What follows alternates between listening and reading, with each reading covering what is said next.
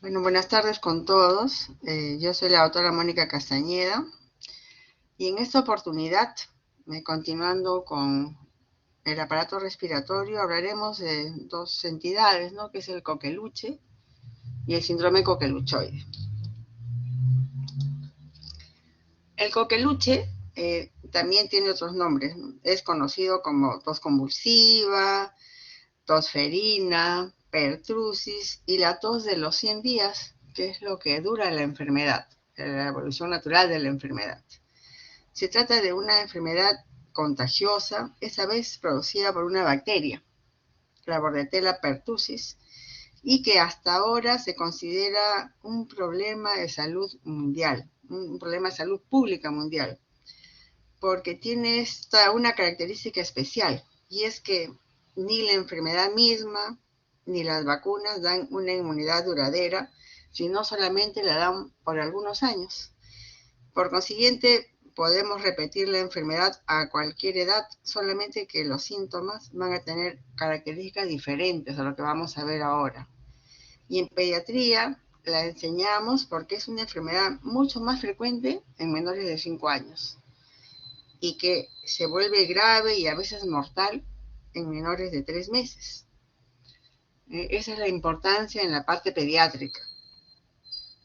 Y como hemos dicho, esta es producida por una bacteria, la Bordetella pertussis, que es un gran negativo, pequeño, aeróbico, no móvil, encapsulado, y que produce proteínas y toxinas, y estas proteínas y esas toxinas que produce van a ser las causantes de todos los síntomas que vamos a ver en esta enfermedad.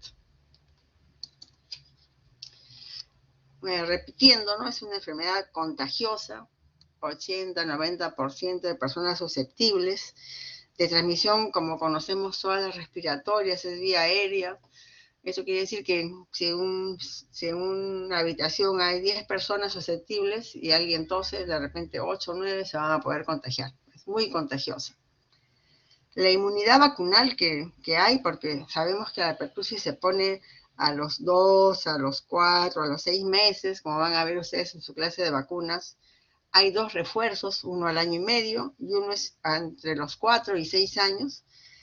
Esto solamente va a dar una inmunidad parcial, algunos años. Esa inmunidad va a ir disminuyendo en el tiempo. Se refiere que más o menos dará una protección de unos 6 años. O sea que si es que me pongo el segundo refuerzo a los 5 años, quiere decir que cuando ya tengo 11 o 12 años, de repente ya no esté protegido con la enfermedad. Solamente que los síntomas seguro que si me dan van a ser diferentes, como vamos a ver. Las manifestaciones que tiene esta enfermedad inicialmente son muy inespecíficas. Y en esta parte inespecífica que parece que fuera un resfrío es la etapa más contagiosa, ¿no? Y a veces es de diagnóstico un poco difícil. No requiere notificación epidemiológica, como van a ver ustedes que sí, otras enfermedades como la polio, el sarampión, apenas tenemos oportunidad de ver una parálisis flácida o un sospechoso de sarampión, tenemos que reportarlo al ministerio, en este caso no. Y como hemos dicho, afecta mundialmente a millones de personas al año. Y mundialmente destacan el papel que tienen los adolescentes y los adultos jóvenes en la etiología de la enfermedad, ¿no? Ya que estos van a presentar unos síntomas no clásicos, sino diferentes, como veremos hoy, una sintomatología más leve que a veces pasa que no se hace el diagnóstico, entonces pasan la enfermedad mejor que los niños, pero sirven de contagio para los niños, ¿no? Y la Bordetella pertussis se considera que ocupa el 5º puesto en causas de muertes prevenibles por vacunas en niños menores de 5 años. Cuando la Bordetella entra a nuestra vía respiratoria, ¿qué es lo que pasa?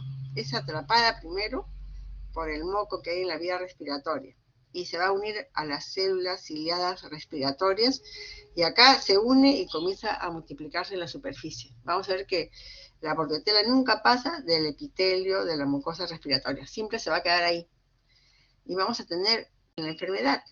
Y aquí en estas 4 etapas van a participar las proteínas y las toxinas que hemos dicho que produce la Bordetella y que son las causantes de todas las manifestaciones, ¿no?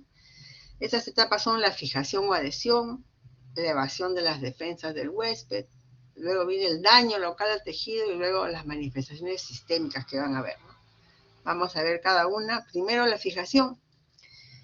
Es el periodo en el cual la bordetela entra a la vía respiratoria y se adhiere, se pega, se ancla en la célula respiratoria y ahí se va a quedar por siempre. Esa fijación va a estar favorecida por dos proteínas de las que la produce, ¿no? que son altamente inmunogénicas, que son la hemaglutina filamentosa y la pertactina y las fimbrias. Y acá es donde se va a quedar, se va a anclar con estas proteínas y se va a quedar ahí, no va a moverse de ahí la bordetela. Luego va a venir la parte que es evasión de la respuesta del huésped. Aquí van a ser responsables ya no proteínas, sino toxinas. Las toxinas son la adenilato ciclasa y la toxina pertussis. Y esta toxina pertussis es la más tóxica, la más virulenta y la más agresiva que tiene la bordetela. Y va a ser causante de muchas cosas, vamos a ver.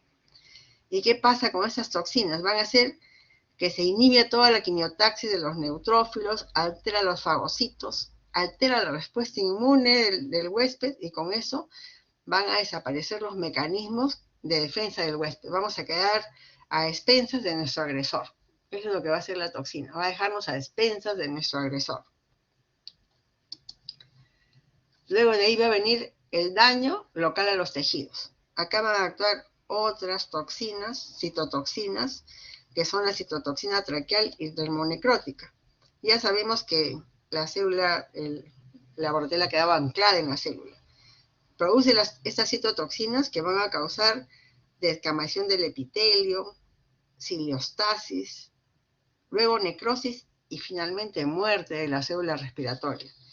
Y cuando esto sucede, va a ocasionar que se produzca en el árbol respiratorio un moco espeso, filante, adherente y además un debilitamiento de todo el árbol bronquial. Entonces tenemos un moco espeso y el árbol bronquial debilitado. Esto va a favorecer a la aparición de atelectasias en el paciente, ¿no?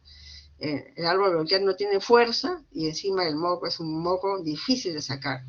Obstruye el bronquio, disminuye la oxigenación. No solo eso, sino que también al destruir la célula, ¿qué va a pasar? Va a facilitar que la toxina pertussis, que hemos dicho que es la más virulenta, la más agresiva, pueda entrar al torrente sanguíneo y va a ser responsable de la última etapa de esta enfermedad, que es la aparición de las manifestaciones sistémicas. Entonces, la toxina es la que entra al torrente sanguíneo y va a producir efectos locales y sistémicos de la enfermedad. Va a haber la disfunción leucocitaria que ya hemos dicho, va a sensibilizar los islotes pancreáticos, va a haber una hiperinsulinemia que va a ocasionar hipoglicemia, va a ir al corazón, va a alterar el ritmo cardíaco, incluso va a ocasionar hasta encefalopatías. Entonces, todo es por la toxina. Entonces, es diferente con otras enfermedades. En otras enfermedades es la bacteria la que entra y produce la bacteriemia. Acá no, la bacteria se va a quedar en la pared del aparato respiratorio y lo que va a entrar es la toxina. Y esta toxina es la que va a ocasionar todas las manifestaciones que vemos en el paciente. ¿Cómo va a ser la clínica? Siempre en todas las enfermedades tenemos un periodo de incubación que es asintomático, que se refiere que más o menos es entre 7 y 10 días con un rango de 4 a 21 días, ¿no? El Doctora, paciente, ¿sí? lo que produce todo esto es la toxina de la pertussis, ¿no? Bordetella pertussis. Exactamente. La bacteria muere ahí en el árbol respiratorio. Lo que nos va a hacer daño es la toxina que, entre las proteínas y las toxinas que ella elimina, ellas van a ser las responsables de todos los síntomas y los signos que va a haber en esta enfermedad. Es una toxemia, no es una bacteriemia. Entonces entra Es la toxina de la pertussis, ¿no, doctora? la toxina de la pertussis. La toxina de la pertussis, exactamente. Entonces entra y vamos a encontrar que después de que pase el periodo de incubación, vamos a tener 3 fases aquí en la enfermedad. Una fase catarral, una fase de tos paroxística y luego la última que será de convalescencia. O sea, catarral, tos paroxística y convalescencia. En el periodo catarral, que es la primera fase, que es 1 a 2 semanas, ¿qué va a pasar? El paciente va a comenzar con febrícula, estornudo, secreción nasal, un poquito de tos, que como ven ustedes, si han visto ya resfrío común, es un síntomas de resfrío, entonces es indistinguible muchas veces del resfrío común o de una enfermedad catarral alta, pero sí, esta es la época que es más contagiosa. La diferencia que va a haber con un resfrío es que va a durar hasta 2 semanas. Y ningún resfrío dura 2 semanas, ¿no? El resfrío debe durar más o menos 5 días, máximo 7 días. Entonces ya cuando tenemos a alguien que tiene un resfrío más de 2 semanas y con una tos que va aumentando, debemos de sospechar que estamos frente no a un resfrío, sino a otra patología, ¿no? De ahí viene la fase que comienza ya la fase paroxística, que es de 2 a 8 semanas. Acuérdense que esta es una enfermedad de los 100 días. Tenemos 2 de la fase catarral y hasta 8 semanas de la fase paroxística. Y ahí van a aparecer lo que llamamos los síntomas clásicos de la enfermedad, que van a ser de intensidad variable, ¿no? Con paroxismos, accesos o quintas de tos que llamamos. Y estos síntomas van a empezar de repente leves y van a ir progresando, ¿no? De repente leves porque primero va a haber tos, que no va a tener rubicundez, ni cianosis, nada, simplemente tos un poco exigente, que va a ir aumentando en intensidad hasta que se va a ver moderada, donde ya el paciente se va a poner rubicundo y al final, en los casos graves y severos, va a haber hasta cianosis del paciente. Esos accesos de tos, los paroxismos o las quintas que le llamamos, son accesos violentos, rápidos de tos. En estos casos el paciente tose sin poder respirar.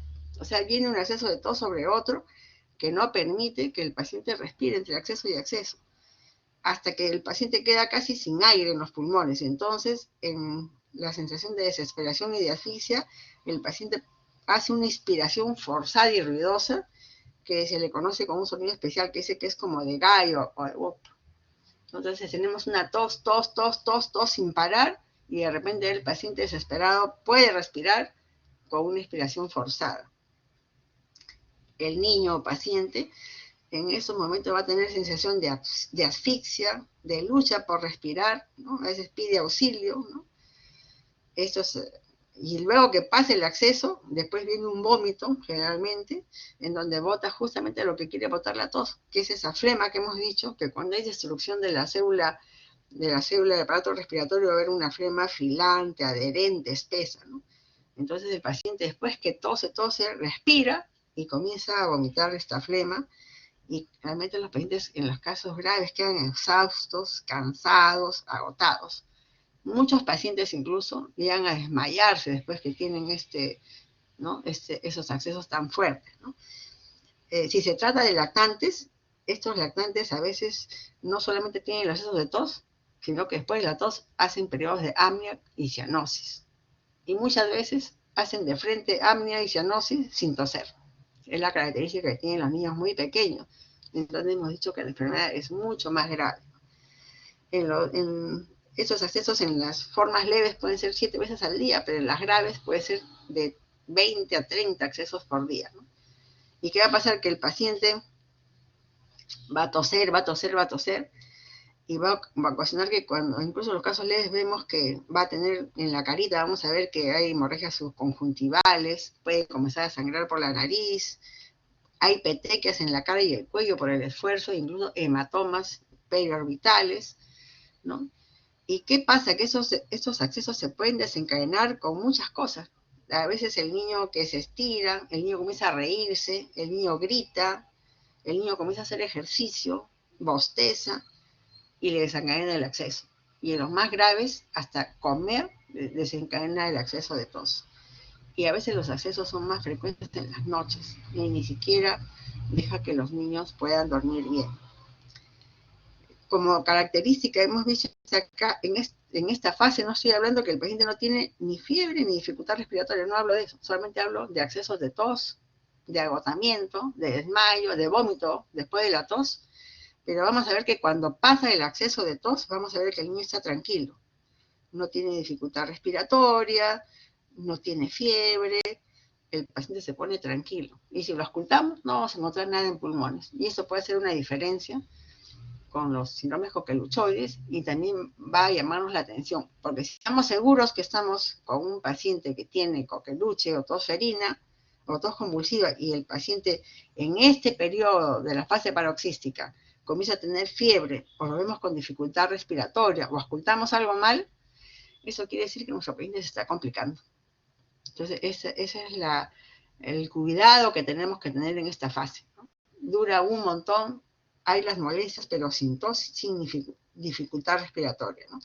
Y ya les he dicho, ¿no? Empieza al principio con cosas leves que pueden ir empeorando con los días. Luego de ahí va a venir la fase. Van a venir 2 semanas en las cuales los síntomas van a ir decayendo progresivamente hasta que desaparezcan. Y así si ustedes suman 2 semanas de fase catarral, 8 de paroxismos y 2 de convalescencia, tenemos 100 días de enfermedad. Es una enfermedad muy larga, en la cual vas a tener que tener mucho cuidado.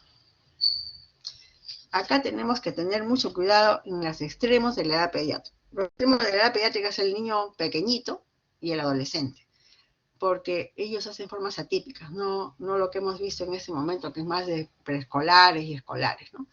Los niños menores de 3 meses hacen enfermedad de una manera grave y mortal, y que se va a caracterizar, como les he dicho, con episodios de apnea, que pueden ser precedidos o no de tos. A veces los niños de frente hacen apnea y cianosis, o a veces tienen, sí, sus quintas, aunque sean bebitos, las quintas, y después de la quinta hacen apnea, y luego hacen cianosis. Y esos pacientes, lógicamente, no tienen la fuerza para botar las flemas, para poder expectorar, para poder... que es una flema adherente, filante, que al quedarse forma el moco, obstruye las vías aéreas, hacen atelectasias, van a bronconeumonías, y esos pacientes generalmente tienen que ir a UCI. Y así como el niño pequeñito, estamos viendo que hace esta forma que es tan grave, ya el adolescente, el niño más grandecito, no hace la forma clásica tampoco, nada de estos quintas que hemos visto, sino tiene tos y una tos prolongada. De repente es un poco exigente, de repente puede confundirse como una laringotraqueitis, es una tos prolongada y es lo único que tiene. Entonces muchas veces estos adolescentes a veces van a la consulta y la mamá dice, bueno, hasta hace 3 semanas con tos, y si realmente no sospechamos, no pensamos que puede ser un coqueluche, muchas veces estos niños entran ¿qué cosa tememos con una tos prolongada aquí en el Perú? Es a la tuberculosis, ¿no? Que es la enfermedad que nos acompaña y la que tenemos tanto miedo. Y muchos niños, muchos adolescentes, muchos adultos, incluso jóvenes, muchos adultos, por esas tos prolongadas son estudiados como tuberculosis y al final no se encuentran tuberculosis y lo que han tenido es un coqueluche de una manera diferente, que es la que tienen los de adolescentes a adultos, hacen estas formas, ¿no? Solamente de tos prolongada, de repente exigente, pero no con las características que hemos dicho que hacen los escolares. El problema es, claro, no hacemos el diagnóstico, pero sí estamos contagiando, ¿no? Hay muchos padres jóvenes que les da coqueluche y contagian a sus niños preescolares, ¿no? El mismo padre sin saber que tiene eso. Entonces, ¿el diagnóstico cómo va a ser? El diagnóstico es un diagnóstico primero clínico, ¿no? Una tos prolongada con accesos paroxísticos. Para la OMS, basta que uno tenga tos de más de 2 semanas, que tenga paroxismos, estridor y vómitos, y es diagnóstico de un síndrome de un coqueluche. Tos ferina o tos convulsiva. Pero también epidemiológico, ¿no? Si sabemos de que hay un contacto con alguien, de repente en la escuela, en el nido, de repente el hermano mayor, alguien le hizo un diagnóstico y tiene hermanos más pequeños, ¿no? Que no, me refiero a niños, se contagian los niños que no están vacunados. Los niños vacunados no se van a contagiar. Y si tenemos dudas, podemos ir al laboratorio. Lo más rápido, lo que nos va a ayudar más va a ser el PCR, ¿no? Que se tiene que hacer con un hisopo especial de Dacron. ¿Y esto para qué nos sirve? Para que nos dé un diagnóstico rápido que nos hace tomar decisiones diagnósticas y terapéuticas adecuadas, rápidas. Lo malo es muy sensible, pero lo malo es que es el más caro de todos, ¿no?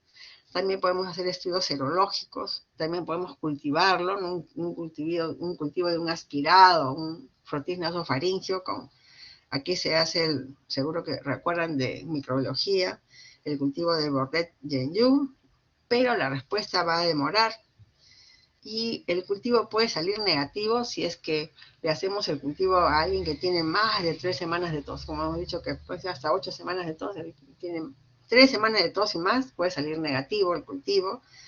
Y también puede salir negativo en aquellos que han sido vacunados, que fueron vacunados de niños, ya son adolescentes o adultos, se les hace y puede salir negativos por este motivo. Entonces, lo que más nos va a ayudar va a ser el PCR realmente, ¿no? Ahora también podemos tomar un hemograma que nos va a ayudar porque esta enfermedad tiene la característica que va a dar leucocitosis. Tenemos un niño con coqueluche y vamos a tener más de 20.000 leucocitos. 20.000, 30.000, 40.000 leucocitos. La mayor parte va a ser linfocitos. Ya que hay que tener cuidado, porque si nuestro paciente va mal y comenzamos a tomarle hemogramas de control y vemos que tenía 20.000, después 30.000, después 40.000, 50.000, hasta 70.000, esta reacción leucemoide es signo de mala evolución. Mala evolución del paciente es cuando pasa de los 30.000 leucocitos, que son reacción leucemoide. Va a ir mal mi paciente, tengo que tener mucho cuidado, ¿no? También podemos tomar una radiografía que no es muy característica, pero se dice que si tenemos suerte podemos ver un infiltrado pariliar, o sea, alrededor del corazón, que parece que fuera un corazón velludo en la radiografía, pero no vamos a encontrar otra cosa.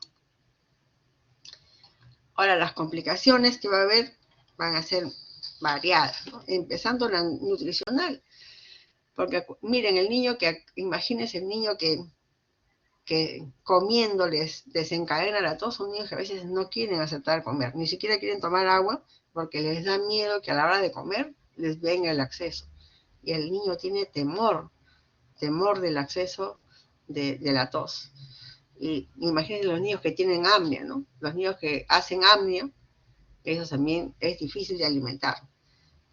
Sobre todo aquellos que desencadenan el cuadro con tos. Ahora, de la parte respiratoria, también podemos tener muchos problemas, ¿no? Podemos hacer neumonías, con los sesos tan fuertes podemos hacer neumotórax, podemos hacer enfisema subcutáneo, con ruptura de los alveolos, con la fuerza de la tos.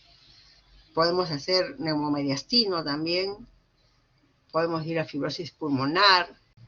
En los casos más severos hay fracturas costales. Los niños generalmente cuando tosen, cuando uno ve a un niño que tiene coqueluche, ve que el niño se agarra de la silla, de la cama, intenta toser y son las contracciones a veces tan fuertes que puede haber fracturas costales, ¿no?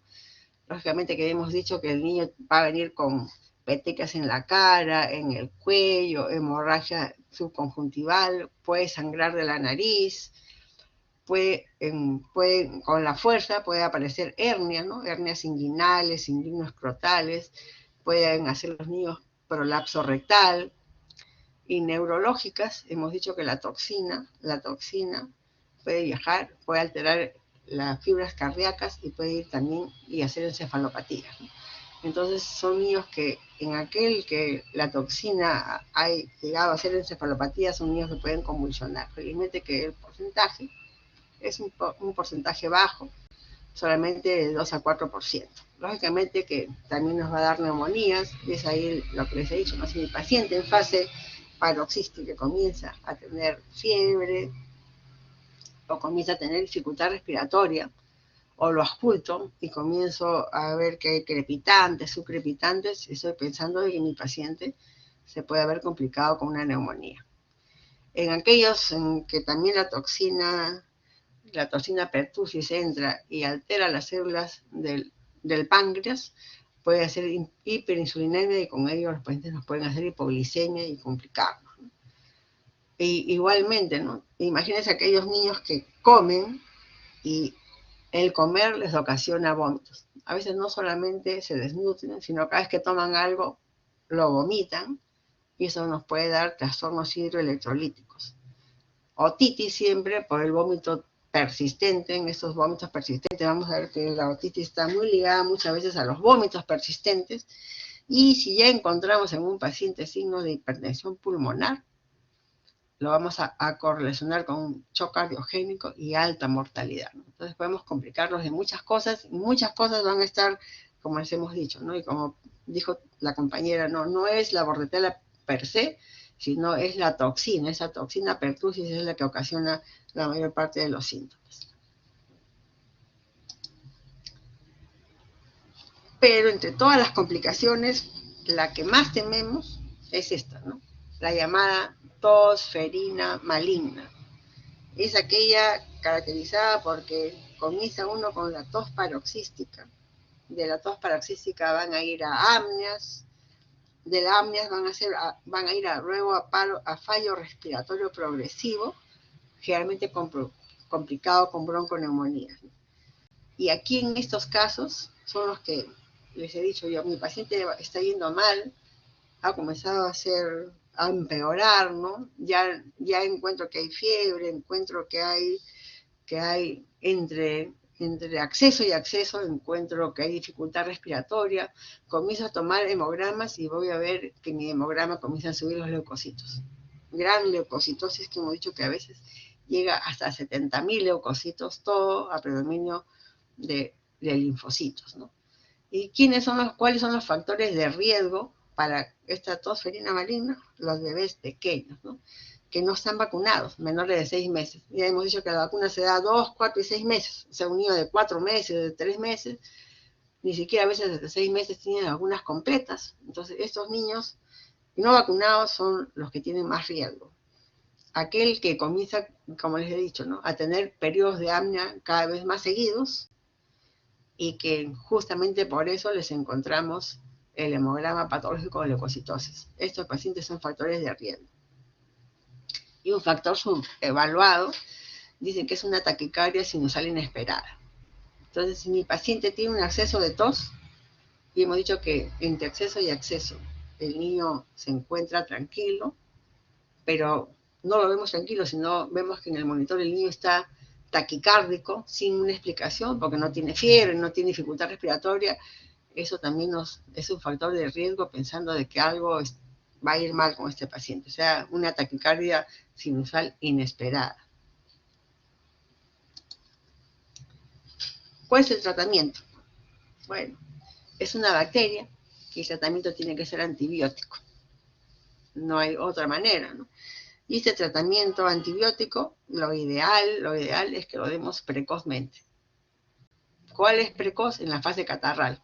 En las 2 primeras semanas de enfermedad, en esa es lo ideal, porque dice que dar antibiótico va a tener unas ventajas. Dar antibiótico va a reducir la intensidad de los accesos de tos, va a reducir la duración de los síntomas y lógicamente con ello va a reducir el contagio. Entonces lo ideal es pensar en mi paciente que puede tener coqueluche, que puede tener tos convulsiva, pensar en ello cuando el paciente comienza a tener un resfrío prolongado, en mi adolescente que está también igual con una tos prolongada. Entonces para eso es el antibiótico. Y el antibiótico ideal para este diagnóstico de tos convulsiva, ferina, es los macrólidos o coqueluche. Ya el antibiótico lo vamos a ver al final. Pero ¿qué más tenemos que hacer con nuestro paciente? Primero, claro que tose, y lo primero que vamos a querer dar es antitusígenos. Si el paciente tose tanto y sufre tanto y se desmaya, todo lo primero que quiero dar es antitusígeno, pero eso está contraindicado, ni tampoco expectorantes. Acordémonos que el expectorante en el paciente pediátrico no es útil, porque los niños no tienen capacidad de expectorar. Aprenden cuando ya son grandes, de 10 años, ¿no? Pero el paciente escolar no sabe expectorar, ¿no? Los niños pequeños van a ver que cuando tienen flema lo que hacen es vomitar. Por eso muchas veces las mamás llegan a la emergencia y dicen, vengo porque mi niño tiene vómitos, vomita. Siempre lo que te preguntamos a los pediatras es, ¿vomita con tos o sin tos? Porque muchas veces el vómito es por la tos, y la tos es porque el niño quiere eliminar las flemas, porque no sabe expectorar de otra manera. ¿Y por qué nos han indicado el antitusígeno a pesar de que vemos que el paciente la pasa tan mal? Porque justamente la tos es el mecanismo por el cual el organismo quiere expulsar la flema que hay. Y que hemos dicho que pasa cuando la bordetela y sus toxinas y sus citotoxinas eliminan la célula respiratoria. Se forma un moco, que hemos dicho que es un moco adherente, filante, y la tos de lo que quiere, la tos tan fuerte es justamente para eliminar ese moco. Si nosotros damos un antitusígeno y paramos eso, lo que vamos a hacer es que esas secreciones que tiene se queden en el paciente y eso va a ocasionar que comiencen a taponarse los bronquios, va a haber atelectasia, y no solamente va a bajar la saturación del paciente, sino que de repente se nos complica con una neumonía. Entonces no debemos dar antitusígenos por más que estemos sentados, ni menos expectorantes, ¿no? Lo que sí se ha estudiado, ya hay reportes de estudios realizados, que los beta-agonistas inhalados, como nuestro salbutamol conocido, han hecho estudios que ven que reducen la severidad de los síntomas y el número de accesos. O sea que no damos ni antitusígenos ni expectorantes, pero sí lo que podemos hacer es inhalar a nuestros pacientes con salbutamol. Luego tenemos que, en las crisis, dar oxígeno, especialmente aquellos que hacen periodos de apnea con cianosis, tenemos que darles oxígeno. Tenemos que hidratar a todos los niños bien, eso tenemos que asegurarnos, porque si bien no podemos dar antitusígenos ni expectorantes, lo que sí podemos es que hidratando bien al paciente, este moco no sea tan espeso, tan filante, tan adherente, y con la tos sea más fácil, o sea, más fácil para que el niño lo elimine y así también bajará la intensidad de la tos. Tenemos que tener a nuestro paciente bien hidratado. No queremos que se desnutra. Así que tenemos que idear una alimentación fraccionada, viendo qué puede tolerar el niño y sobre todo con vigilancia, ¿no? Estos niños, generalmente los que tienen estos accesos tienen que estar hospitalizados para poder vigilar y ver bien cómo va nuestro niño, ¿no? Para la tos ferina maligna, esa que hemos dicho tan temida, que es lo que más tememos, también hay estudios en los cuales se refiere que cuando han hecho sanguíneos transfusiones de estos pacientes, han tenido resultados favorables, han disminuido la mortalidad grande que hay en esos niños, ¿no? Entonces, para la tos ferina maligna, aquellos en los cuales los leucocitos se comienzan a disparar, de repente la solución va a ser, uno de los tratamientos podría tentarse sería una exsanguíneo transfusión. Lógicamente que el paciente que va mal, que tiene apneas, que se complica, que tiene bronconeumonía, va a tener que ir a ventilación mecánica, con a veces sonidos con gran mortalidad. Luego, ¿cuáles van a ser nuestros criterios para hospitalizar a nuestros niños, ¿no? Lógicamente que el niño pequeño, el niño menor de 6 meses, ¿por qué? Porque sabemos que no están vacunados y no tienen defensa. O sea, mi niño tiene menor de 6 meses, diagnóstico de coqueluche, o de diagnóstico síndrome coqueluchoide, tiene que estar hospitalizado. Aquel que es más grandecito, pero que tiene comorbilidades, porque no sabemos cómo va a ir, ¿no? Si mi paciente tiene alguna enfermedad crónica neurológica, si es un paciente cardiópata, ¿no? El paciente cardiópata se puede complicar rápidamente. Si ha sido un prematuro que tiene displasia broncopulmonar que le ha quedado también, ese paciente va a ser difícil para él manejar esta enfermedad. Los que tienen fibrosis quística, ¿no? Aquellos pacientes que tienen crisis que no los dejan alimentarse ni dormir, que hemos dicho que a veces en los casos severos, ¿no? Aquellos en la cual la toxina ahí me ha hecho una encefalopatía y el niño viene ya con compromiso de sensorio. Y como les repito, ¿no? Aquellos que en fase paroxística, que no deben tener ni fiebre ni dificultad respiratoria, comienzan con fiebre y dificultad respiratoria. ¿Por qué? Porque ya sé que se me han complicado los pacientes. Y a la UCI, lógicamente, aquellos niños que tienen apneas recurrentes, aquellos niños que ya están con dificultad respiratoria, complicadas, con neumonía, ¿no? Y aquellos niños con encefalopatías, que son los niños que van a convulsionar y lógicamente que tienen que ser muy vigilados. El contagio. El contagio es desde que aparecen los síntomas catarrales. O sea, apenas el niño comienza a tener síntomas que ya se resfrió y que pensamos que es un resfrío, pero no es un resfrío, comienzan a contagiar.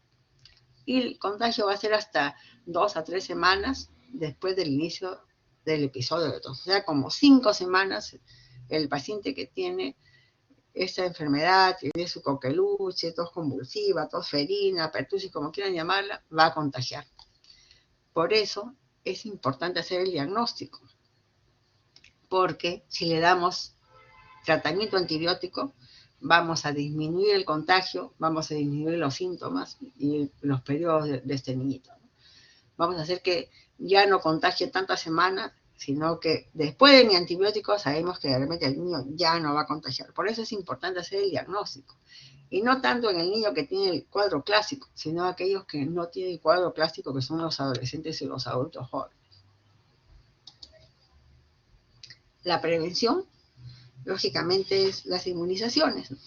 Ahí tenemos la pentavalente que ponemos a los 2, 4, 6 meses, ya le he dicho, al año y medio, y a los 4, de los 4 a 5 a 6 años ponemos la otra vacuna de refuerzo. Pero, digamos, ¿por qué vacunamos si realmente va a bajar la inmunidad y no los va a proteger totalmente? No es duradero, porque justamente al dar esta vacuna en esta etapa protegemos a los niños que hacen la forma clásica. La forma clásica de enfermedad con paroxismos, apneas, vómitos, complicaciones, y a veces pues puede ser severa, ir a la muerte. Porque cuando el niño es grande, cuando ya no tiene la protección, el niño hace cuadros mucho más leves, solamente con tos prolongadas. Entonces, vacunamos para proteger justamente los que nos hacen el cuadro grave. Lógicamente que tenemos que evitar la exposición de lactantes y personas de riesgo, ¿no? En el hospital hay un coqueluche, tiene que estar en un ambiente aparte, ¿no? Y si sabemos que en la familia hay, lógicamente que también tenemos que alejar a los lactantes de las personas de riesgo. Y también podemos dar quimioprofilaxis, ¿no? En los contactos índices, o sea, los niños pequeños, ¿no? Si es que en la familia ya hay alguien con coqueluche, podemos dar quimioprofilaxis en los pequeños, en el tercer trimestre de embarazo y a las personas de riesgo. Miren, en otros países, los epidemiólogos, en las charlas que uno ve de los epidemiólogos que tienen sus charlas, todos juntos, están pidiendo a ellos vacunar, ¿no? Vacunar también no solamente a los niños, sino vacunar a los adolescentes, a los adultos jóvenes y al personal de salud. Porque también si nosotros nos contagiamos, igual podemos contagiar a nuestros pacientes que vienen a atención. Y para el adolescente, el adulto joven y el personal de salud no se pone la misma vacuna que se pone para los pequeños. Hay una vacuna que ya uno pone para las gestantes del tercer trimestre también, que es una vacuna celular. La vacuna de los pequeños es diferente que la vacuna de los adultos y que las gestantes, ¿no? Y esta vacuna es la que todos los epidemiólogos están pidiendo, y hay países que ya están poniendo dentro de su calendario de vacunación en adolescentes y adultos jóvenes esta vacuna acelular contra pertusis, para evitar justamente que ellos sean el contagio de otras personas, ¿no?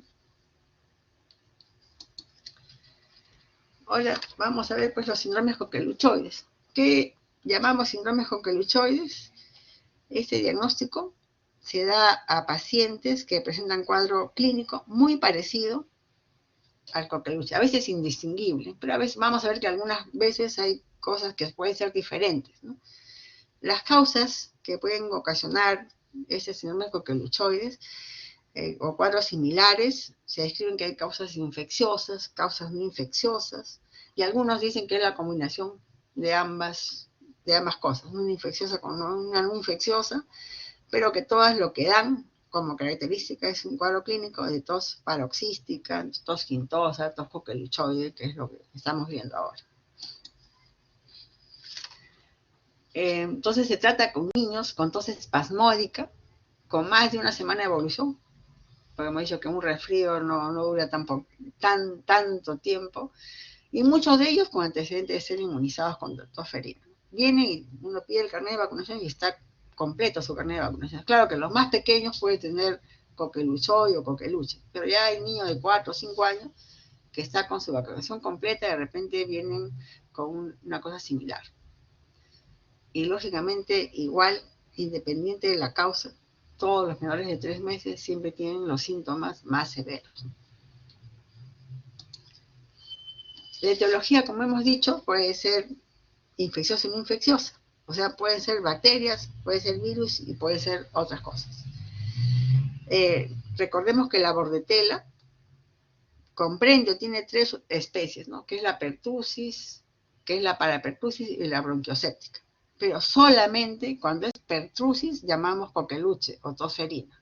Cuando es parapertusis o bronquioséptica no es tos ferina, es un síndrome coqueluchoide. Entonces, entre las bacterias que nos pueden dar síndrome coqueluchoide van a ser las mismas bortelas, pero las otras especies, la parapertusis, la bronquioséptica, puede ser el micoplasma, puede ser una clamidia, ¿no? Virus, sincicial respiratorio, adenovirus, influenza, parainfluenza, bocavirus, y otros como el reflujo gastroesofágico, ¿no? Porque los niños que tienen reflujo a veces es tan grande que de repente el niño comienza a toser, porque se broncoaspira, ¿no? La aspiración de cuerpo extraño, que seguro que han visto ustedes, ¿no? La intención de botar el cuerpo extraño, el niño tiene accesos de tos muchas veces, ¿no? El niño que tiene un cuerpo extraño viene tosiendo, puede confundirnos. Los niños con fibrosis quística, hiperreactividad bronquial, aspiración de sustancias tóxicas. Pero algunos dicen que puede ser, por ejemplo, un niño con fibrosis quística que le da una parapertusis, ¿no? Y como el niño con fibrosis quística tiene problema ya respiratorio, se hace una cosa más severa, o un niño con reflujo que tiene un adenovirus, por ejemplo, ¿no? Que también se puede confundir y sumarse esa cosa que el niño se broncoaspire con que tenga el adenovirus y le dan accesos de tos que pueden hacernos confundir. O sea, el cuadro clínico es característico de tos ferina, o sea, va a presentar síntomas similares, con quintas, accesos de tos. Algunas veces pueden tener el sonido inspiratorio después del acceso, algunas veces pueden vomitar. También hay apneas en estos casos y también hay cianosis.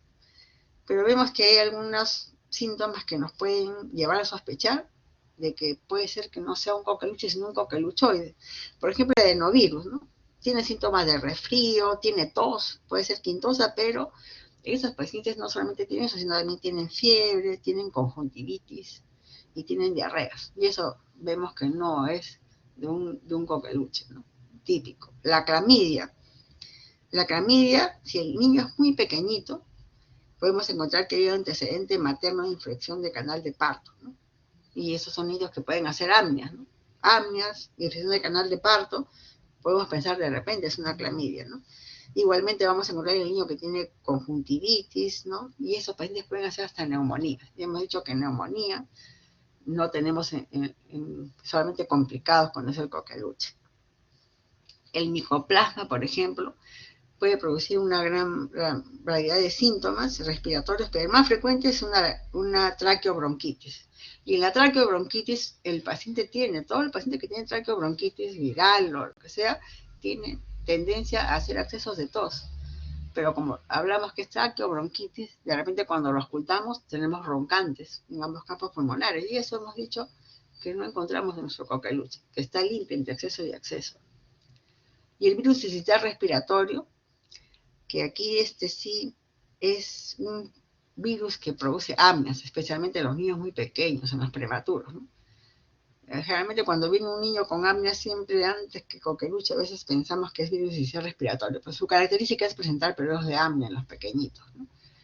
Pero da también accesos de tos, pero es un paciente que encontramos que tiene entre acceso y acceso, tiene dificultad respiratoria, tiene tirajes, tiene aleteo. Y a la hora que lo auscultamos, depende, roncantes, si tiene bronconeumonía, crepitantes, y encontramos que es un paciente que silba, ¿no? Es un paciente que tiene sibilancias. Entonces, eso es lo que me va a hacer, a pesar de que la tos es una tos quintosa, fastidiosa, me va a hacer pensar de que de repente no es virus sincicial respiratorio.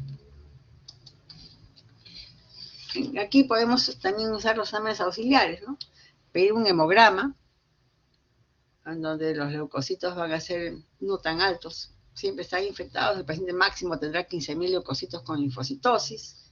Si pedimos la radiografía de pulmones, vamos a ver que aquí podemos encontrar otras cosas diferentes. En otro hemos dicho que solamente, de repente, si tenemos suerte, vemos un infiltrado corazón, que es como un corazón velludo. En cambio, en estos pacientes que sí tienen otras características, podemos encontrar opacidades, atelectasias, refuerzos ciliares, broncogramas aéreos, porque algunos tiene signos de neumonía, de neumonitis o de atelectasia. O sea, la radiografía va a ser una radiografía diferente que un coqueluche, ¿no?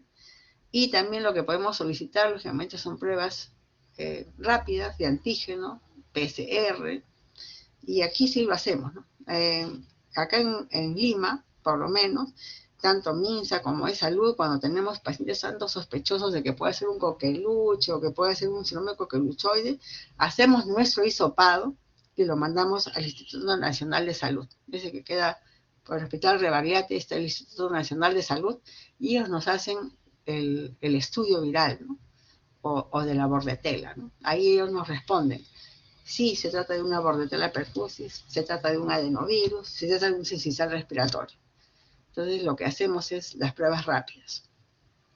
El PCR en el Instituto Nacional de Salud. También particularmente seguro, ¿no? Pero aquí nos hacen las pruebas gratis, adecuadas. Y el tratamiento en estos casos, lógicamente que hemos dicho que hospitalizar menores de 3 meses, en algunas literaturas van a encontrar que los menores de 6 meses son los que van a hospitalizar. Pacientes que tengan síntomas evidentes de dificultad respiratoria, ¿no? Porque es un sincicial respiratorio, va a tener apnea, va a tener sibilantes, ¿no? Se va a ver mal el paciente, aquellos clamidia que tienen bronconeumonía, entonces esos tenemos que quedarnos el paciente. Lo tenemos que hidratar, en los casos necesarios tenemos que dar oxígeno. Lógicamente el tratamiento va a ser también con macrólidos. Acá hay que tener mucho cuidado. Muchas veces en emergencia, a veces llegan las mamitas con su bebito y le dice, doctora, creo que mi hijo por momentos deja de respirar. Y a veces uno lo examina en ese momento y realmente en ese momento lo encuentra que el niño está tranquilo, está respirando, está tranquilo, feliz, rosado, satura bien. Pero si la mamá lo dice, siempre hay que quedarse con la duda. Entonces, en esos casos, a veces lo que hacemos es pedimos un hemograma que siempre demora y que lógicamente hemos dicho que nos va a ayudar en los diagnósticos. Y mientras la mami espera, tranquilamente el resultado a veces regresa con el niño sí realmente en periodo de apnea, ¿no? Que ya podemos sospechar que sea un coqueluche o que sea un sincicial respiratorio que da apnea, ¿no? Entonces, cuando la mami dice que lo ha visto, hay que creerle a la mamita y hay que dejarla en observación para que no se nos pase y la mandemos a casa, porque en ese momento no vemos que tenga nada, ¿no? Entonces, ¿qué consideraciones debemos de tener? Varias, ¿no? Primero que debemos de aprender a sospechar que es un coqueluche, confirmar el diagnóstico, mandar a hacer mi prueba de hisopado, ¿no? Porque sabemos que si es que confirmamos el diagnóstico y damos un tratamiento precoz con macrólidos, vamos a disminuir la gravedad, los síntomas y sobre todo vamos a disminuir la transmisibilidad. Vamos a dejar que esos pacientes vayan regando el coqueluche por donde van. Los adolescentes y adultos infectados, incluido, como les digo, el personal médico, sirven de reservorio muchas veces para transmitir la enfermedad en niños pequeños. Por eso que estamos diciendo que a veces están pidiendo que la vacuna para adultos, adolescentes y personal de salud. Y sabemos que que cuando nos da, no vamos a tener síntomas clásicos, sino solamente una tos prolongada y muchas veces que va a ir a estudio de TB y no es una TB. Debemos saber reconocer los factores de riesgo en los lactantes, ¿no? Apnea, cianosis, taquicardia que se aparece entre las crisis, o si el hemograma ya vemos que tiene gran leucocitosis. Y tenemos que tener en cuenta, pues, la importancia de la vacunación, porque esa es la que va a prevenir, sobre todo los niños muy pequeños, ¿no? Miren, este niño no es un maltrato infantil. Esa es la carita de un niño que ha tenido un acceso de tos tan fuerte, con hematoma, con hemorragias conjuntival, ¿no? De repente no vemos bien, pues está el niño de petequias de repente. Dice, así es, el niño tose sin parar. Es una cosa desesperante cuando uno ve a un niño con esos ataques de tos y paroxismo. Más todavía, imagínense un niño pequeñito, ¿no? Entonces, cuando hemos hablado de tratamientos macrólidos, entonces vamos a recordar los macrólidos que tenemos en plaza. El primero que hemos tenido siempre ha sido la eritromicina. Y acá el tratamiento va a ser diferente si tenemos un niño menor de 1 mes, de 1 a 5 meses, o hasta los 14 años y en los adultos. La eritromicina en los niños menores de 1 mes no podemos darle, porque acuérdense bien que hay una relación directa que se ha estudiado, que se ha descrito el uso de eritromicina y estenosis hipertrófica del píloro. Entonces, nunca damos eritromicina en niños pequeñitos, ¿no? Si el niño tiene de 1 año hasta los 14 años, damos de 40 a 50 miligramos por kilo por día. Entonces saco mi cuenta, cuánto pesa, multiplico por 50 y eso lo divido en 4 dosis porque se da cada 6 horas. 6 de la mañana, 12 del día, 6 de la tarde y 11 o 12 de la noche. Por 14 días hay que dar eritromicina. Cuando el niño es más grande, debemos siempre saber que cuando el niño tiene más de 40 kilos, casi la dosis de adulto. Por eso es que hay una dosis máxima. Máximo se da 2 gramos al día, que es lo que damos en adultos. Entonces, 40, 50 miligramos por kilo, dividido entre 4 dosis. En los niños más grandes, máximo 2 gramos, que es lo que damos en adultos. Y 14 días. Después apareció la claritromicina, que no es recomendable, no hay estudio de niño menor de 1 mes, y que vemos que si el niño tiene de 1 mes a 14 años damos 15 miligramos por kilo. 15 miligramos por kilo, que sacamos la cuenta 15 por el peso, y lo dividimos en 2 dosis, se da cada 12 horas, o sea, mañana y tarde. ¿No? Máximo 1 gramo, también acordémonos, siempre hay dosis máximas para los niños que pesan 60 kilos, 50 kilos, máximo 1 gramo, que es lo que se ve en adultos. Entonces damos 15 miligramos por kilo, máximo 1 gramo, lo dividimos en 12 horas y damos 7 días. Y por último, el último marcóligo que tenemos, que es la acitromicina, que sí se puede dar, aunque limitadamente, en un niño pequeño, 10 miligramos por kilo por día, por 5 días. En los niños más grandecitos, hasta 5 meses, 10 miligramos por kilo cada 24, una vez al día se da, y por 5 días. Entonces, si el paciente tiene 8 kilos, 80 miligramos. Si tiene 7 kilos, 70 miligramos. Si tiene 10 kilos, 100 miligramos, una vez al día. Y si los niños tienen más de 6 meses a los 14 años, el primer día, 10 por kilo, y del 2 al 5.º día, 5 miligramos por kilo. Siempre con dosis máxima de 500, que es lo que se da en el adulto, o de 250, cuando se da en los días siguientes. Y esto se da solamente 5 días. Ya imaginarán cuál es el favorito de las mamás, ¿no? El de las mamás es la acitromicina, porque damos una sola vez al día y 5 días. Pero tenemos que aprender todos, porque a veces en hospitales de MINSA y de seguro lo único que tenemos es el primero, que es la eritromicina. Y hay que dar lo que tenemos. Ahora, es raro que haya una alergia, nunca he visto la eritromicina, pero si algún problema hubiera con la eritromicina, dice que en la segunda línea lo que se podría dar son sulfas, ¿no? El famoso Bactrim, Ceptrim, eso es lo que se podría dar, pero se da en niños mayores de 3 meses, no se puede dar en niño pequeño. La sulfa no se da en niño menor de 3 meses. Podríamos dar en niños más grandes si no tenemos en ese momento un macrólido, y la dosis se calcula siempre es sulfa, trimetoprim, se hace con el trimetoprim. Trimetoprim, que viene 40 miligramos por cucharadita, y se calcula dar de 5 a 7 miligramos por kilo. Y también, igual que la claritromicina, se da 2 veces al día. Esto sería el esquema. O sea, acordémonos muy bien que si nuestro paciente es pequeño, es 10 por kilo, ¿no? Y una sola vez al día es mucho más fácil. Bueno, eso es todo. Muchas gracias. No sé si ya creo que no hay tiempo porque empieza su otra clase. Sí, sí. ¿Cuál es la diferencia entre coqueluche y síndrome coqueluchoide? Que el coqueluche es con la bordetella pertussis. En cambio, el coqueluchoide son otras bordetelas o otros virus que dan cuadros similares. ¿Y la clínica? La clínica puede ser parecida. Algunas veces puede ser diferente, pero puede ser parecida. Todas lo que tienen en común es los accesos de tos. Y a veces los vómitos después, ¿no? Pero acuérdense bien, el coqueluche es bordetella pertussis. Y otros gérmenes, otros virus, otras cosas que dan cuadros similares son los síndromes coqueluchoides. ¿Alguna otra cosa, chicos? ¿En el síndrome coqueluchoide no es por la bordetella pertussis, doctora? No, no es por bordetella pertussis. Si tú tienes bordetella pertussis en tu cultivo, se trata de un coqueluche. Si en tu cultivo tienes adenovirus, otro tipo de bordetella, como hemos dicho, la parapertussis, la bronquiogénica, eso se llama síndrome coqueluchoide. Okay. Sí, doctora, entonces el síndrome coqueluchoide no es por bordetella, sino por otros virus, ¿no? Por otros virus o bacterias. Exactamente. Sí, doctor. Doctor, una pregunta, ¿podría dejar sus diapositivas? Porque me toca de grabar. Creo que sí las guardan, ¿no? Me parece que sí. A la delegada